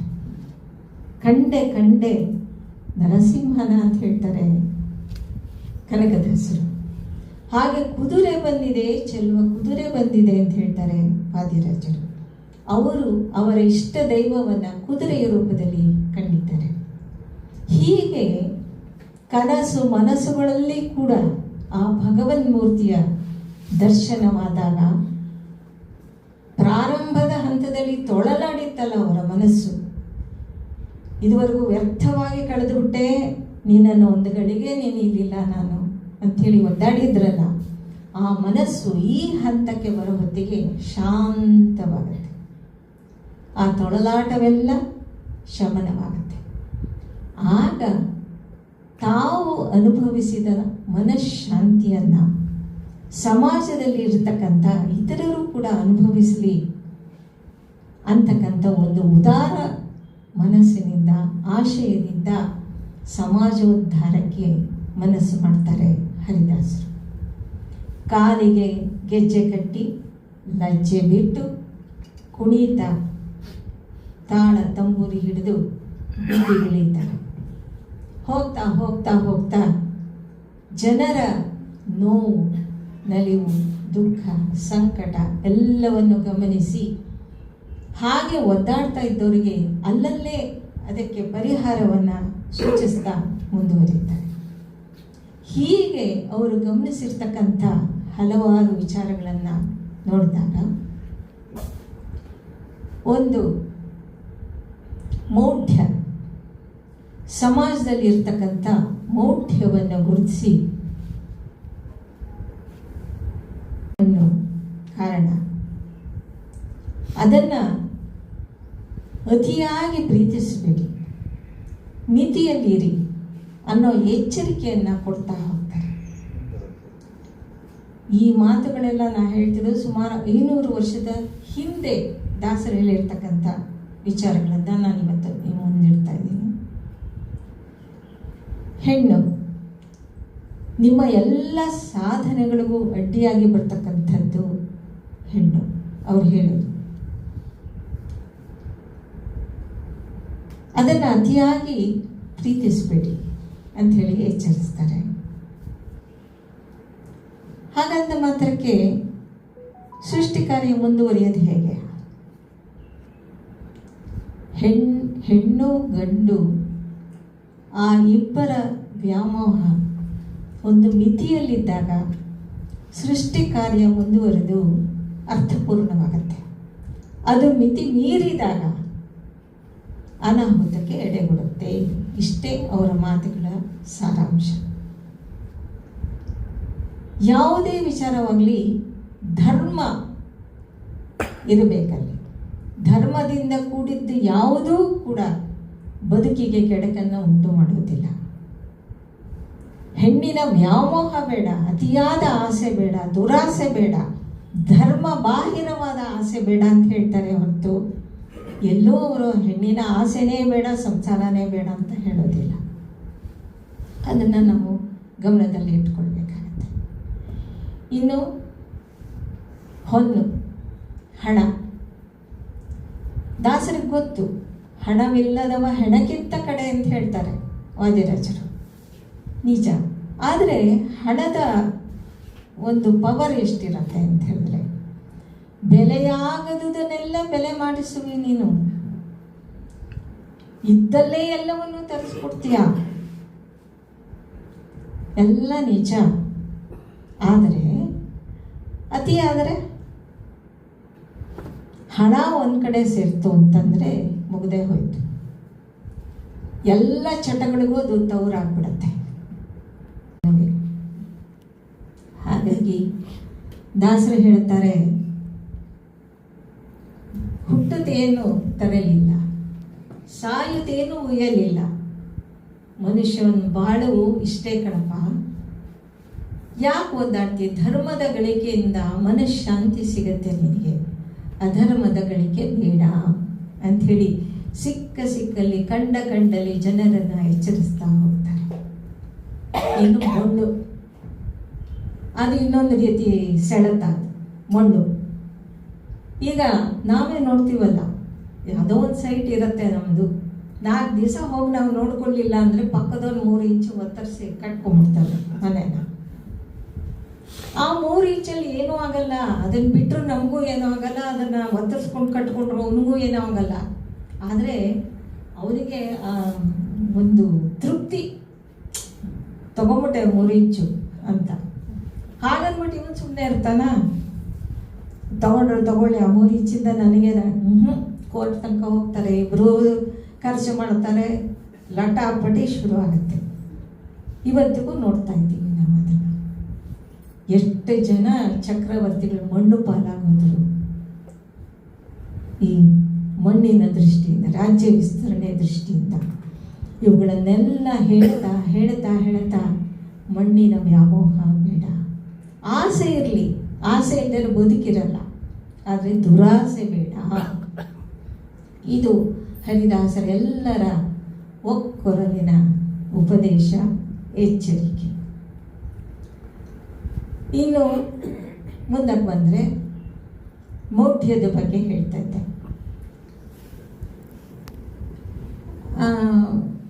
ಯಾರೋ ಮತ್ತೆ ಹೇಳ್ತಾರೆ, ಒಂದು ಗಿಣಿಶಾಸ್ತ್ರ ಆಗಿರ್ಬೋದು, ಅಥವಾ ಭವಿಷ್ಯ ಹೇಳ್ತೀನಿ ಅಂತ ಯಾರೋ ಬರ್ತಾನೆ, ಉದರ ನಿಮಿತ್ತಂ ಬಹುಕೃತ ವೇಷಂ. ಹಾಗೆ 100 ಜನ ಹುಟ್ಟುಕೊಳ್ತಾರೆ, ಪ್ರತಿಯೊಬ್ಬರ ಹತ್ರನೂ ಕೇಳ್ತಾ ಇರೋದು ಹೋಗಿ, ಅವ್ರು ಹೇಳಿದ್ದೆಲ್ಲ ಮಾಡಿಸ್ತಾ ಇರೋದು. ಕೈಲಿರೋ ಪುಡುಗಾಸೆ ಇರೋದು, ಅದನ್ನು ಖರ್ಚು ಮಾಡ್ಕೊಂಡು ಓದಾಡ್ತಿರ್ತಾನೆ ಕಷ್ಟಪಟ್ಕೊಂಡು. ಅಂಥ ಮೌಢ್ಯ ಬೇಡ. ಆ ಭಗವಂತನಲ್ಲಿ ನಿನ್ನ ನಂಬಿಕೆಯನ್ನು ಇಡು, ಧರ್ಮದಿಂದ ಗಳಿಸು ಅಂತ ಕೆಲವು ನಂಬಿಕೆಗಳು. ಮಗನಿಂದ ಸದ್ಗತಿ ಅಂತಕ್ಕಂಥ ಒಂದು ನಂಬಿಕೆ, ಅದು ಆ ಕಾಲದಿಂದ ಈ ಕಾಲದ ತನಕನೂ ಇದೆ. ನಿನ್ನೆನೋ ಮೊನ್ನೆನೋ ಒಂದು ಕೇಸ್ ಬಂತು, ಇದರಲ್ಲಿ ಟಿ ವಿನಲ್ಲಿ ತೋರಿಸ್ತಾ ಇದ್ರು. 3ನೇದು ಹೆಣ್ಣು ಮಗು ಆಗ್ಬಿಡ್ತು ಅಂದ್ಬಿಟ್ಟು, ಆಯಿಂದ ಗತಿಯುಂಟೆ ಜಗದೊಳಗೆ ದಿಗಮಾರ್ಥ ತತ್ವ ವಿಚಾರದಿಂದಲ್ಲದೆ ಮಗನಿಂದ ಗತಿಯುಂಟೆ ಜಗದೊಳಗೆ ಅಂತ ಹೇಳ್ತಾರೆ ಕನಕದಾಸರು. ಆ ಮಾನಿಸ ಪಿಂಡ ಅಂತ ಕರೀತಾರೆ. ಮಗ ಅಂತಕ್ಕಂಥದ್ದು ಏನಂತ ತಿಳ್ಕೊಂಡ್ರೆ, ಗಂಡು ಹೆಣ್ಣಿನ ಕಾಮದ ಫಲ ಅದು. ಹಾಗೆ ಹುಟ್ಟಿದಂತಹ ಆ ಮಾನಿಸ ಪಿಂಡ ನಿಮಗೆ ಸದ್ಗತಿ ದೊರಕಿಸ್ಕೊಡಬಲ್ಲದೆ? ಖಂಡಿತ ಇಲ್ಲ, ನಂಬಿಕೋಬೇಡಿ. ಸತ್ಯನೊಬ್ಬ ಮಗ, ಶಾಂತನೊಬ್ಬ ಮಗ, ದುರ್ವೃತ್ತಿ ನಿಗ್ರಹನೊಬ್ಬ ಮಗ, ಸಮಚಿತ್ತನೊಬ್ಬ ಮಗ. ಇಂತಹ 4 ಮಕ್ಕಳಿದ್ದ ಮೇಲೆ ಹೆತ್ತರೇನು ಹೆರೆದಿದ್ದರೇನು. ನೋಡಿ ಎಂಥ ಮಾತು ಹೇಳ್ತಾರೆ. ಅದರಲ್ಲಿ ಒಂದೊಂದು ಗುಣಗಳನ್ನು ನಾವು ರೂಢಿಸ್ಕೊಂಡ್ರೆ ಸಾಕು, ನಮಗೆ ಸದ್ಗತಿ ದೊರಕ್ತು ಅಂತಲೇ ಅರ್ಥ. ಗಂಡು ಮಗನೇ ಬೇಕು ಅಂಥೇಳಿ ಇವತ್ತಿಗೂ ಕೂಡ ಜನ ಮುಗಿಬಿಡ್ತಾರೆ. ಇವತ್ತಿಗೂ ಕೂಡ ನೋಡ್ತಾ ಇದ್ದೀವಿ ನಾವು ನಮ್ಮ ಅಕ್ಕಪಕ್ಕಗಳಲ್ಲಿ. ಇದನ್ನು 500 ವರ್ಷ ಮುಂಚೆನೇ ಜನರನ್ನು ಎಚ್ಚರಿಸ್ತಾರೆ. ಇಂಥ ಮೂಢನಂಬಿಕೆಗಳು ಬೇಡ ಅನ್ನೋ ವಿಚಾರನ ಹೇಳ್ತಾರೆ.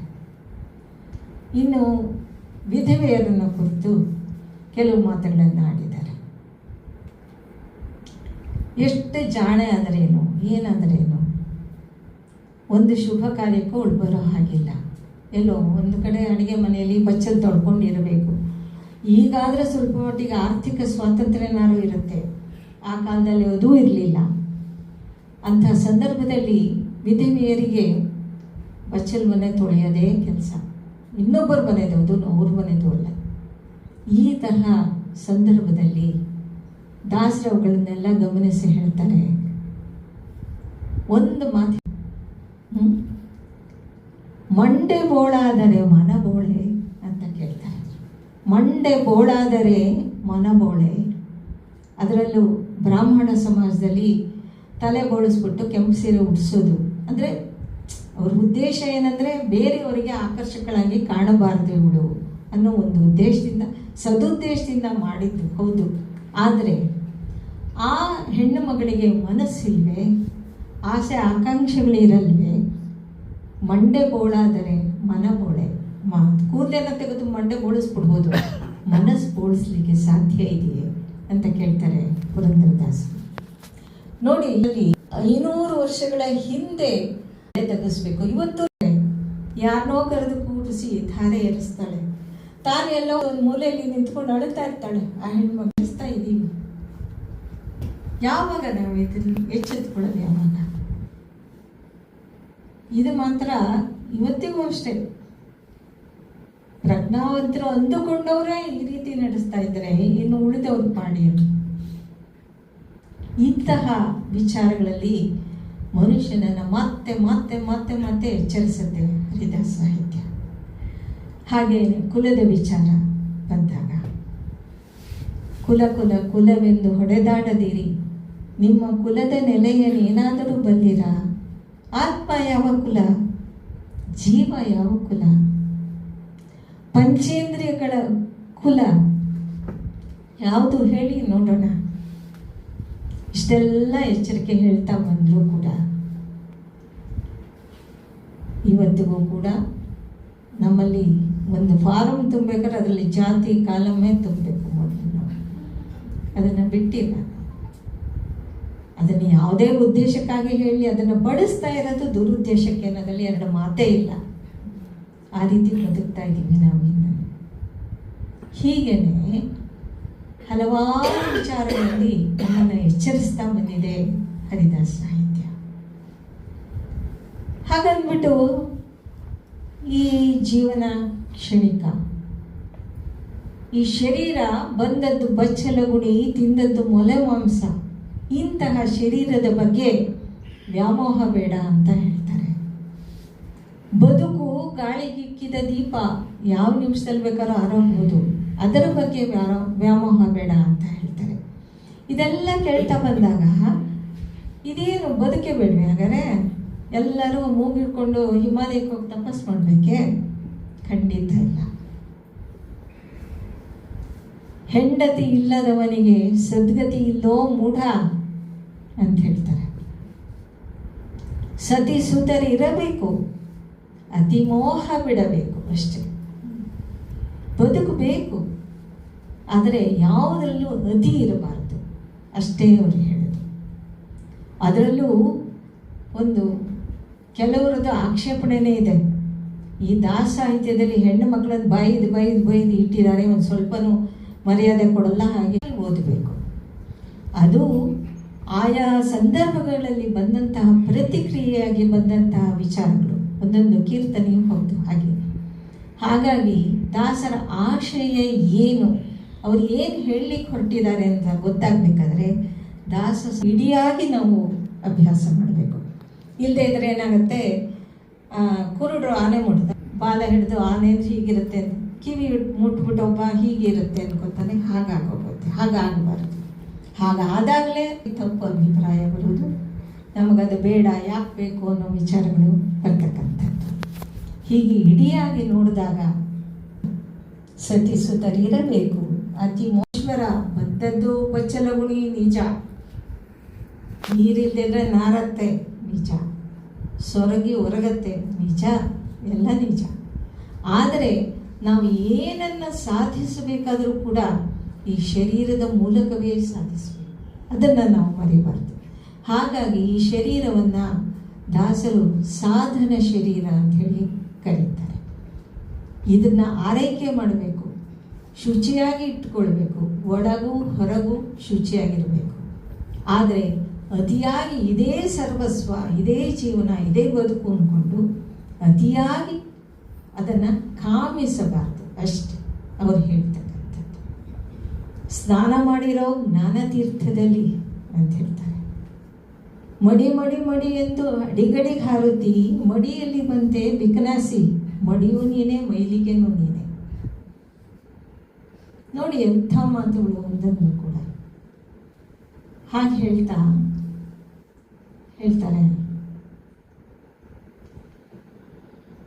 ಈ ಸಾಲ ಮಾಡೋದು ಮನುಷ್ಯನ ಸ್ವಭಾವ. ಆ ಸಾಲ ಮಾಡಿಬಿಟ್ಟು ಸರ್ವಜ್ಞ ಹೇಳ್ತಾನೆ, ಸಾಲ ಕೊಂಬಾಗ ಹಾಲೋಗರುಂಟಂತೆ, ಸಾಲಿಗರು ಬಂದು ಸೆಳೆವಾಗ ಕಿಬ್ಬದಿಯ ಕೀಲು ಮುರಿದಂತೆ ಅಂತ. ಆ ಮಾತನ್ನ ದಾಸರು ಹೇಳ್ತಾರೆ. ಋಣದ ಸೂತಕ ಅಂತ ಕರೀತಾರೆ. ಸಾಲ ಮಾಡ್ಕೊಂಡು ಒದ್ದಾಡ್ತಿರೋ, ಬಡ್ಡಿ ತೀರಿಸ್ಕೊಂಡು ಒದ್ದಾಡ್ತಿರೋರು ನೋಡ್ಬಿಟ್ಟು ಹೇಳ್ತಾರೆ, ಹೆತ್ತ ಸೂತಕ 10 ದಿವಸದಲ್ಲಿ ಕಳೆದೋಗುತ್ತೆ, ಸತ್ತ ಸೂತಕ 10 ದಿವಸದಲ್ಲಿ ಕಳೆದೋಗುತ್ತೆ. ಋಣದ ಸೂತಕ ಕಳೆಯಲ್ಲಪ್ಪ, ಜನ್ಮಾಂತರದ್ದು ಅದು. ಅದರಿಂದ ಸಾಲ ಮಾಡಬೇಡಿ ಅಂತ ಹೇಳ್ತಾರೆ. ಜನರ ಆಡು ಮಾತಿನಲ್ಲಿ ಅಪ್ಪ, ಅಣ್ಣ, ತಮ್ಮ ಅಂತ ಕರೀತಾ ಅವ್ರ ಹತ್ತಿರ ಹೋಗಿ ಅವರಿಗೆ ಸಾಂತ್ವನ ಹೇಳ್ತಾ, ಈ ತರಹದ ಮಾತುಗಳನ್ನು ಹೇಳ್ತಾ ಅವರ ಮನಸ್ಸನ್ನು ಒಂದು ಹತೋಟಿಯಲ್ಲಿ ಇಟ್ಟುಕೊಳ್ಳಿಕ್ಕೆ ಸಹಾಯ ಮಾಡ್ತಕ್ಕಂಥ ವಿಚಾರ ಇದೆಯಲ್ಲ, ಬಹಳ ದೊಡ್ಡದಿದೆ, ಬಹಳ ದೊಡ್ಡದು ಇದು. ನಮ್ಮ ಆಚಾರ್ಯತ್ರಯರು ಏನು ಹೇಳಿದ್ದಾರೆ, ಏನು ಮಾಡಿದ್ದಾರೆ, ಅದು ಸಾಮಾನ್ಯವಾಗಿ ಭಾರತೀಯರೆಲ್ಲರಿಗೂ ಕೂಡ ಈ ಪುರಾಣಗಳ ಒಂದು ಪರಿಚಯ ಇದ್ದೇ ಇರುತ್ತೆ. ಅಕ್ಷರಸ್ಥರಾಗಲಿ ಅನಕ್ಷರಸ್ಥರಾಗಲಿ ರಾಮಾಯಣ, ಭಾರತ, ಭಾಗವತ ಇವುಗಳ ಪರಿಚಯ ಇದ್ದೇ ಇರುತ್ತೆ. ಬಯಲಾಟ, ಯಕ್ಷಗಾನಗಳು ಮತ್ತು ಪ್ರವಚನಗಳ ಮೂಲಕ ಎಲ್ಲ ಹಳ್ಳಿಯಲ್ಲೂ ನಡೀತಿದ್ದಂಥ ವಿಚಾರ ಅದು ನಮಗೆ ಗೊತ್ತಿದೆ. ಹಾಗಾಗಿ ಅವುಗಳನ್ನು ಮಾಧ್ಯಮವಾಗಿ ಬಳಸ್ಕೊಳ್ತಾರೆ. ಅಂದರೆ ಈಗ ಹೆಣ್ಣಿನ ವ್ಯಾಮೋಹ ಬೇಡ ಅಂತ ಹೇಳ್ಬೇಕಾದ್ರೆ, ಹೆಣ್ಣನ್ನು ಬಯಸಿದಂತಹ ರಾವಣ ಏನಾದ, ಕೀಚಕನ ಗತಿ ಏನಾಯಿತು, ಈ ರೀತಿ ಪುರಾಣ ಪಾತ್ರಗಳ ಮೂಲಕ ಜನರ ಮನಸ್ಸಿಗೆ ಮುಟ್ಟುವ ರೀತಿಯಲ್ಲಿ ನೋಡಿಕೊಂಡಿದ್ದಾರೆ.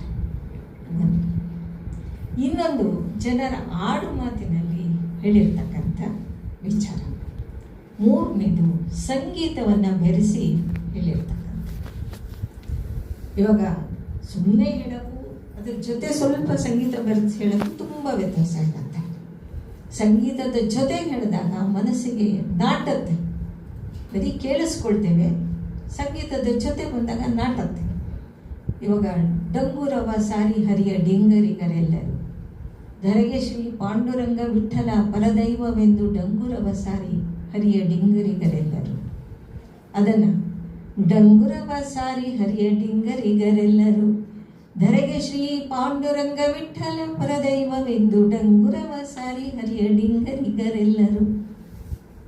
ಅದನ್ನು ದಾಸರು ಚಿಟಿಕೆ ಬಾರಿಸ್ತಾ, ಗೆಜ್ಜೆ ಕಟ್ಕೊಂಡು ಹೆಜ್ಜೆ ಹಾಕ್ತಾ ಹೋಗಿ ಜನರ ಹತ್ರ ಹೇಳಿದಾಗ ಅದರ ಪರಿಣಾಮ ಎಷ್ಟರ ಮಟ್ಟಿಗೆ ಆಗಿದ್ದಿರಬೇಕು. ಇದನ್ನೆಲ್ಲ ಗಮನಿಸಿದಾಗ ನಾವು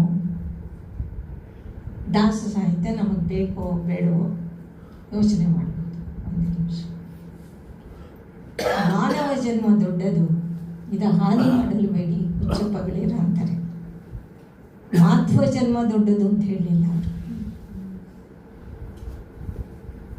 ಗಂಡಸಾಗಿ ಹುಟ್ಟಿದ್ದು ದೊಡ್ಡದು ಅಂತ ಹೇಳಲಿಲ್ಲ, ಹೆಂಗಸಾಗಿ ಹುಟ್ಟಿದ್ದು ದೊಡ್ಡದು ಅಂತ ಹೇಳಲಿಲ್ಲ. ಮಾನವ ಜನ್ಮ ದೊಡ್ಡದು ಅಂತ ಹೇಳ್ತಾರೆ. Whole foundation was based on Dvaita philosophy. Dvaita philosophy. Dvaita ತತ್ವ. ಇದು ದಾಸ ಸಾಹಿತ್ಯದಲ್ಲಿ ಎಲ್ಲಿಯೂ ಅದ್ವೈತ ತತ್ವ ಬರೋದಿಲ್ವಾ?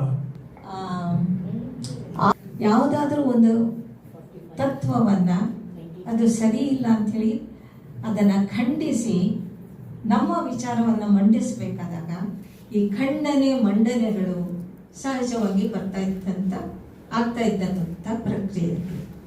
ಹಾಗಾಗಿ ಈ ಅದ್ವೈತ ಎಲ್ಲಿ ಬರುತ್ತೆ ಅಂತ ಹೇಳಿದ್ರೆ ಖಂಡನೆಗೋಸ್ಕರ ಬರುತ್ತೆ ಅಷ್ಟೇ ಹೊರತು ಇವರ ಪ್ರತಿಪಾದನೆಯಲ್ಲಿ ಎಲ್ಲೂ ಅದ್ವೈತ ಬರೋದಿಲ್ಲ. ಆಯುಜ್ಯ ಮುಕ್ತಿ, ಸಾಮೀಪ್ಯ ಮುಕ್ತಿ, ಸಾರೂಪ್ಯ ಮುಕ್ತಿ ಅಂತ ಹೇಳ್ತಾರೆ ಹೊರತು ಅವನಲ್ಲಿ ಒಂದಾಗೋದು ಅನ್ನೋ ಭಾವನೆನೇ ಇಲ್ಲ. ದ್ವೈತ ಅಂದರೆ ಎರಡು, ಪರಮಾತ್ಮ ಎರಡು ಭಿನ್ನವಾದಂತಹ ತತ್ವಗಳೇ. ಗ್ರಹಿಕೆಯಲ್ಲೂ ಅಷ್ಟೇ. ದಾಸ ಸಾಹಿತ್ಯಕ್ಕೂ ಮತ್ತು ಶರಣ ಸಾಹಿತ್ಯಕ್ಕೂ ಬಹಳ ಅಂತರವಿದೆಯಾ? ಖಂಡಿತ. ಯಾಕೆ ಅಂತ ಹೇಳಿದ್ರೆ ಈ ಶರಣ ಸಾಹಿತ್ಯದಲ್ಲಿ ಅವರು ಒಂದು ಚಳುವಳಿಯನ್ನಾಗೆ ಮಾಡ್ತಿದ್ರು. ಇದ್ದಿದ್ದನ್ನೆಲ್ಲ ಬಿಟ್ಟು ಒಂದು ಹೊಸ ರೂಪವನ್ನು ಕೊಟ್ಟರು. ಇವರು ದಾಸರ ಹಾಗಲ್ಲ, ಇರೋದನ್ನು ಒಪ್ಪಿಕೊಂಡು ಆ ಮಿತಿಯಲ್ಲೇ ಏನು ಸುಧಾರಣೆ ತರಬಹುದು ಅದನ್ನು ತಂದರು. ಅದೇ ವ್ಯತ್ಯಾಸ. ಮತ್ತೆ ಶರಣ ಸಾಹಿತ್ಯ ಶಿವನನ್ನ ಪರದೈವ ಅಂತ ಒಪ್ಕೊಳ್ಳುವಂಥರು, ಈ ದಾಸರು ಶ್ರೀಹರಿಯನ್ನ ಪರದೈವ ಅಂತ ಒಪ್ಕೊಳ್ಳುತ್ತೆ. ಅದೇ ನಂಬಿಕೆಯಲ್ಲಿ ಭಿನ್ನತೆ ಬಂತು ನಿಮ್ಮ ಮಾತಿನಿಂದ ಇವತ್ತು. ನಾನು ಇದುವರೆಗೂ ಹರಿದಾಸ ಅಂದರೆ ಒಬ್ಬರಿದ್ರು ಅಂದ್ಕೊಂಡಿದ್ದೆ, ನೀವು 300 ಜನ ಅದೊಂದು ಸಂಪ್ರದಾಯ ಅನ್ನೋ ಥರ ತಿಳಿಸಿದ್ರಿ. ಯಾವ ಪ್ರದೇಶದಲ್ಲಿ ಇದ್ರು ಇವರೆಲ್ಲ ಅಂತ? ಅದರವರೆಗ ಈ ಬೆಲ್ಟಲ್ಲೇ ಜಾಸ್ತಿ, ಉತ್ತರ ಕರ್ನಾಟಕದ ಬೆಲ್ಟಲ್ಲಿ ಏನೂ ಗೊತ್ತಿಲ್ಲ, ಎಲ್ಲ ಬರೀ ಊಹಾಪೋಹ ಅಷ್ಟೇನೆ. ಗೊತ್ತಿರೋ ವಿಚಾರ ಅಂತ ಹೇಳಿದ್ರೆ ಒಂದು ತಾಮ್ರ ಶಾಸನ ಸಿಕ್ಕಿದೆ, ಕಮಲಾಪುರ ಅಂತ ಹೇಳಿ ಹಂಪೆ ಹತ್ರ ಒಂದು ತಾಮ್ರ ಶಾಸನ. ಅದರಲ್ಲಿ ಪುರಂದರದಾಸರ ಗೋತ್ರದ ಬಗ್ಗೆ ಉಲ್ಲೇಖ ಇದೆ. ಅವರಿಗೆ 3 ಜನ ಮಕ್ಕಳಿದ್ರು ಅನ್ನೋಷ್ಟು ಉಲ್ಲೇಖ ಇದೆ. ಅದಷ್ಟೇ ಸತ್ಯ.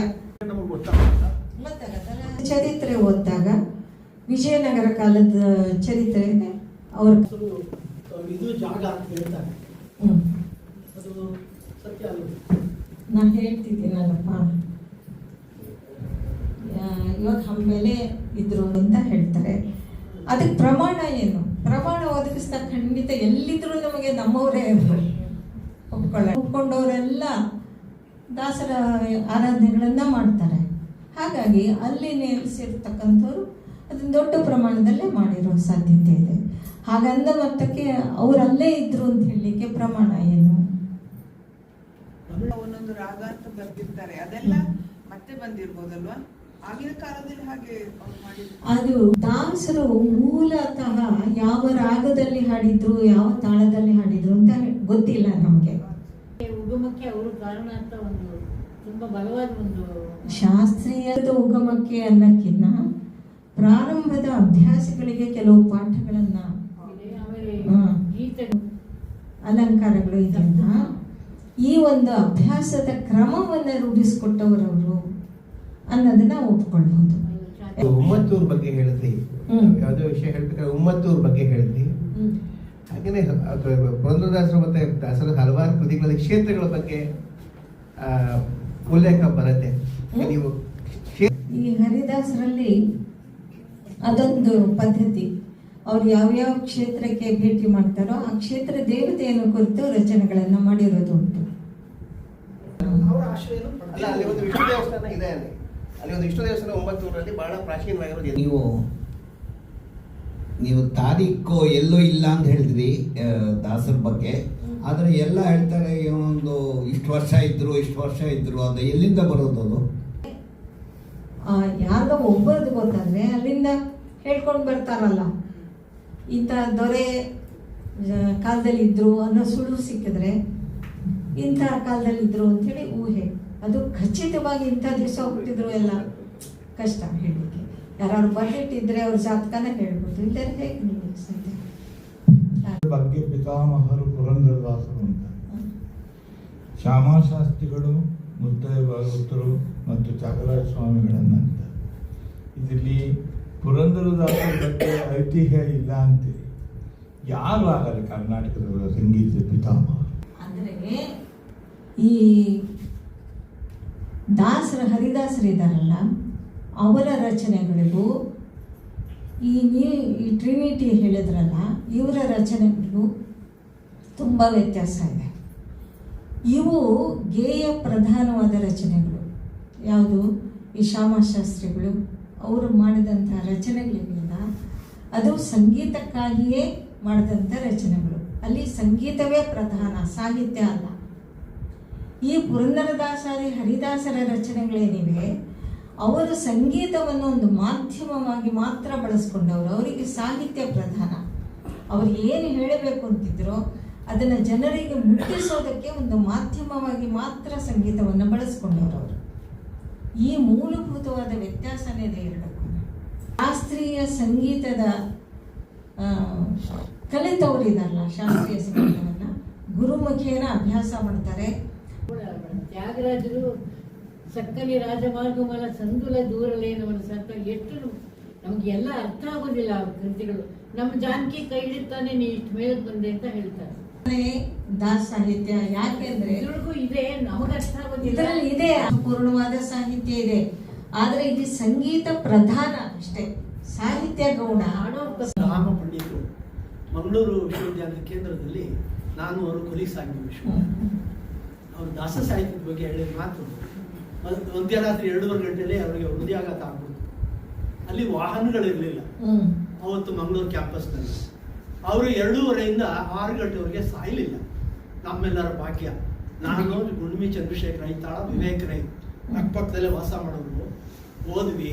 6 ಗಂಟೆಗೆ ಮೊದಲನೇ ಬಸ್ ಬಂತು ವಜ್ರೇಶ್ವರಿ ಅಂತ ಮಂಗಳೂರಿನಿಂದ. ಅದರಲ್ಲಿ ಕರ್ಕೊಂಡು ನಾಟಕಲ್ಲಿ ಹೋಗಿ ಡಾಕ್ಟರ್ ಭೇಟಿ ಮಾಡಿಸ್ತಾ ಬದುಕಿದ್ರು. ಆಮೇಲೆ ಅವ್ರು ಸುಧಾರಿಸ್ಕೊಂಡ ಮೇಲೆ ಹೋಗಿ ನಾವು ಕೇಳಿದ್ವಿ, ಸರ್ ನಿಮ್ಮ ಪುಣ್ಯ ಬದುಕಿದ್ರಲ್ಲ, ಏನು ನಿಮ್ಮ ಆತ್ಮಸ್ಥೈರ್ಯ ಅಂತ ಕೇಳಿದ್ವಿ. ದಾಸ ಸಾಹಿತ್ಯ ಬಸವರಾಜ್ ಅವರೇ, ನನ್ನನ್ನು ಉಳಿಸಿದ್ದು ದಾಸ ಸಾಹಿತ್ಯ, ನಾನು ಇನ್ನೂ ಕೆಲಸ ಮಾಡೋ ನೀನು ಅಂತ ನನ್ನನ್ನು ಉಳಿಸಿದ್ದು ಅಂತ. ಇಷ್ಟು ವರ್ಷ ಹರಿದಾಸ ಸಾಹಿತ್ಯ ಓದಿದ್ರ ಫಲ ನನ್ನ ಅನುಭವ ಹೇಳ್ತೀನಿ. ನಾ ಈಗ 13 ವರ್ಷದ ಹಿಂದೆ ಕ್ಯಾನ್ಸರ್ ಪೇಷಂಟ್. ಎಲ್ಲರೂ ಹೇಳೋರು, ಬಂದು ನೋಡಕ್ ಬಂದವರೆಲ್ಲ, ಇದೇನು ಮೇಡಮ್ ಇಷ್ಟು ಆರಾಮಾಗಿದ್ದೀರಿ ಅನ್ನೋರು. ಹೌದಪ್ಪ, ನಾನು ಹೇಳ್ತಾ ಇದ್ದೆ, ಹೌದು, ರೋಗ ಬಂದಿರೋದು ನನಗಲ್ಲ, ಶರೀರಕ್ಕೆ ಬಂದಿದೆ, ಹೋಗುತ್ತೆ ಅಷ್ಟೇ. ಬರೀ ಸುಖ ಎಲ್ಲ ನಮಗೆ ಎಲ್ಲಿಂದ ಆಗತ್ತಾ? ಕಷ್ಟ ಎಲ್ಲ ಬೇರೆಯವ್ರಿಗೆ ಎಲ್ಲಿಂದ ಆಗತ್ತಾ? ನೋಡು ಮಗಳೇ, ಕಷ್ಟದ ರುಚಿ ಅಂತ ಒಂಚೂರು ಕೊಟ್ಟಿದ್ದಾನೆ. ಅದನ್ನ ನೋಡಿದಾಗ ಇನ್ನೊಬ್ಬರ ಕಷ್ಟ ಸುಲಭವಾಗಿ ನಂಗೆ ಅರ್ಥ ಆಗತ್ತೆ. ಜಗನ್ನಾಥ್ ಬಸವರಾಜವ್ರು ಹೇಳಿದ ಮಾತು, ದಾಸ ಸಾಹಿತ್ಯ ಗುರುಗಳನ್ನ ಉಳಿಸ್ತು ಅಂತ. ನನ್ನ ಒಂದು ಸಮಸ್ಯೆ ಇದೆ. ಈಗ ಕುರುಡು ಕಾಂಚಾಣ ಕುಣಿತೈತೋ, ಕಾಲಿಗೆ ಸಿಕ್ಕವರ ತುಳಿತೈತೋ ಅಂತ ದಾರಾಬೇಂದ್ರೆಯವರು ಹೇಳಿದ್ರು. ಹಾಗೇನೆ ಈ ಭಾರತೀಯ ಸಾಂಸ್ಕೃತಿಕ ಪರಂಪರೆಯ ಕಡೆಯ ತತ್ವಜ್ಞಾನಿ ಅಂತ ಹೇಳ್ತಾರೆ ಜಿಡ್ಡು ಕೃಷ್ಣಮೂರ್ತಿ ಅವ್ರನ್ನ. ಅವರೊಂದು ಮಾತು ಹೇಳ್ತಾರೆ, ಮಾನಸಿಕ ಅಸ್ಥಿರತೆ ಆಧುನಿಕ ಮನುಷ್ಯನಿಗೆ ಎಲ್ಲ ಸಮಸ್ಯೆಗೆ ಕಾರಣ ಅಂತ. ಮೇಡಮ್, ಈ ಎರಡು ಹಿಂದಿನಲ್ಲಿ ನನ್ನ ಮಾತು ಏನಂದರೆ, ಈಗ ಮನಸ್ಸು ಮೆಷಿನ್ಗೆ ಅಳವಡಿಸ್ಕೊಂಡಾಗ ಆರ್ಟಿಫಿಷಿಯಲ್ ಇಂಟೆಲಿಜೆನ್ಸು, ಮೆಷಿನ್ ಲರ್ನಿಂಗು ವಗೇರ ವಗೇರ ಬರುತ್ತೆ. ನಿಮ್ಮ ಪ್ರಕಾರ ಮನಸ್ಸುಗಳ ನಡುವೆ, ಒಂದು ಮನಸ್ಸು ಇನ್ನೊಂದು ಮನಸ್ಸಿನ ನಡುವೆ ಸಂಪರ್ಕ ಮಾಡಿಕೊಂಡಾಗ ಶರಣ ಎಲ್ಲ ಕಡೆನೂ ಹೇಳೋದೇನೆಂದರೆ, ಸದ್ಗತಿ ಮುಕ್ತಿಗಾಗಿ ಪ್ರಯತ್ನ ಪಡಬೇಕು ಭಗವಂತನ ಮಾರ್ಗದರ್ಶನದಲ್ಲಿ. ಒಬ್ಬ ಹುಡುಗ ಅವ್ರ ಕ್ಲಿನಿಕ್ಗೆ ನಾಚ್ಕೊಂಡು ಈ ಕಡೆ ಆ ಕಡೆ ನೋಡಿಕೊಂಡು ಬುಡಕ್ಕಂತ ಒಳಗಡೆ ಬಂದ ಡಾಕ್ಟರ್ ಹತ್ರ. ಬಾಪ ಕೂತ್ಕೋ, ಏನು ಸಮಸ್ಯೆ ನಿಂದೆ? ಸರ್, ನನಗೆ ಮನೆಯಲ್ಲಿ ಮದುವೆ ಗೊತ್ತು ಮಾಡಿಬಿಟ್ಟಿದ್ದಾರೆ ಸರ್. ಆಯ್ತಪ್ಪ, ಸಂತೋಷ. ಯಾಕೆ ನೀನು ಗಾಬರಿಯಾಗಿದೆಯಾ? ಆದರೆ ಡಾಕ್ಟ್ರೇ, ನನಗೊಂದು ಅನುಮಾನ ಬಂದ್ಬಿಟ್ಟಿದೆ, ನಾ ಗಂಡಸೇ ಅಲ್ಲ ಅಂತ. ಏನು ಹೇಳೋದು ಮನೆಯವರಿಗೆ? ಮನೆಯಲ್ಲಿ ಮದುವೆ ಗೊತ್ತು ಮಾಡಿಬಿಟ್ಟಿದ್ದಾರೆ. ಆಮೇಲೆ ಯಾಕಪ್ಪ ಹಾಗೆ ಅನ್ನಿಸ್ತು ನಿಮಗೆ ಅಂದರೆ, ಅವನೇನೋ ಕೆಲವು ಕಾರಣಗಳು ಹೇಳಿದ. ಡಾಕ್ಟ್ರು ಕೇಳಿದರು, ಎಲ್ಲ ಆಯಿತು. ಆಯ್ತಪ್ಪ, ನೀನು ಇನ್ನೊಂದು 2 ಸೀಟಿಂಗ್ ಬರಬೇಕಾಗತ್ತೆ ಇಲ್ಲಿಗೆ, ಬಾ ನೋಡೋಣ ಅಂತ ಹೇಳ್ಬಿಟ್ಟು ಒಂದು 2-3 ಸೀಟಿಂಗ್ನಲ್ಲಿ ಅವನಿಗೆ ಟ್ರೀಟ್ಮೆಂಟ್ ಕೊಟ್ಟರು. ಕೆಲವು ತಿಂಗಳಾಗದ್ದು ಒಬ್ಬ ಹುಡುಗ ಬಂದಂತೆ, ಆ ಕಡೆಯಿಂದ ಬರ್ತಾ ಇದ್ದಾನೆ. ಚಿಗುರು ಮೀಸೆ ಯುವಕ ಬಂದ ತಕ್ಷಣ ಖುಷಿಯಾಗಿ ಡಾಕ್ಟರ್ ಕೈಗೆ ಇನ್ವಿಟೇಷನ್ ಕೊಟ್ಬಿಟ್ಟು, ನನ್ನ ಮದುವೆ ಇನ್ವಿಟೇಷನ್ ಸರ್, ದಯವಿಟ್ಟು ಖಂಡಿತ ಬರಬೇಕು. ಹುಡುಗಂಗೆ ಅಂತ ಹೇಳಿದ್ರೆ, ಆ ವಯಸ್ಸಿಗೆ ಬಂದ ಹುಡುಗಂಗೆ ಯಾವಾಗ ಮನಸ್ಸಿಗೆ ಅನುಮಾನ ಬಂದ್ಬಿಡ್ತಾವ ತಾನು ಗಂಡಸು ಹೋದೋ ಅಲ್ವೋ ಅಂತ, ಗಡ್ಡ ಮೀಸೆನೇ ಬೆಳೀಲಿಲ್ಲ ಅಂತೆ ಅವನಿಗೆ. ಟ್ರೀಟ್ಮೆಂಟ್ ಕೊಟ್ಟು ನಿನ್ಗೇನೂ ತೊಂದರೆ ಇಲ್ಲ, ನೀನು ಪರ್ಫೆಕ್ಟ್ ಆಗಿದೆಯಾ ಅಂತ ಹೇಳಿದ ಮೇಲೆ ಅವನಿಗೆ ಗಡ್ಡ ಮೀಸೆ ಬಂತಂತೆ. ನೋಡಿ ಎಷ್ಟಿರುತ್ತೆ ಅಂತ ಹೇಳಿ. ಪ್ರಶ್ನೆ, ಈಗ ದಾಸ ಸಾಹಿತ್ಯ ಮತ್ತು ಸಂಗೀತ ನೀವು ಇವಾಗ ಹೇಳಿದ್ವಿ, ತತ್ವದ ಬಗ್ಗೆನೂ ಹೇಳಿದ್ವಿ. ನನ್ನ ಕ್ವಶನ್ ಏನಂದರೆ, ಅವರ ತತ್ವನ ಜಾಸ್ತಿ ಸಂಶೋಧನೆ ಮಾಡಿ ಅದನ್ನು ಬೆಳಕಿಗೆ ತಂದಿದ್ದಾರಾ, ಹೇಗೆ? ಬರೋದಿಲ್ಲ, ಹೌದಾ? ಆಚಾರ್ಯರ ಗ್ರಂಥಗಳೆಲ್ಲ ಇರೋದು ಸಂಸ್ಕೃತದಲ್ಲಿ. ಹಾಗಾಗಿ ಆ ಸಂಸ್ಕೃತ ಗ್ರಂಥಗಳಲ್ಲಿ ಇರತಕ್ಕಂಥ ವಿಚಾರಗಳನ್ನು, ತತ್ವಗಳನ್ನು ಜನರಿಗೆ ಅರ್ಥವಾಗುವ ಭಾಷೆಯಲ್ಲಿ ಹೇಳಿರ್ತಕ್ಕಂಥದ್ದು.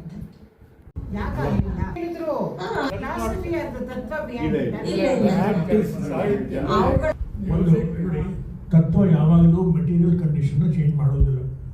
ಮೆಟೀರಿಯಲ್ ಕಂಡೀಷನ್ ಚೇಂಜ್ ಮಾಡಲಿಕ್ಕೆ It will take hundreds of years. ಭವತರೊಳಗೆ ಬಿಲ್ಲಾಗಿ ಇರಬೇಕು ಬಲ್ಲವರೊಳಗೆ. ಇದಕ್ಕಿಂತ ನೇರವಾಗಿ ಹೇಳಕ್ಕಾಗುತ್ತ ಸತ್ಯಗಳನ್ನ?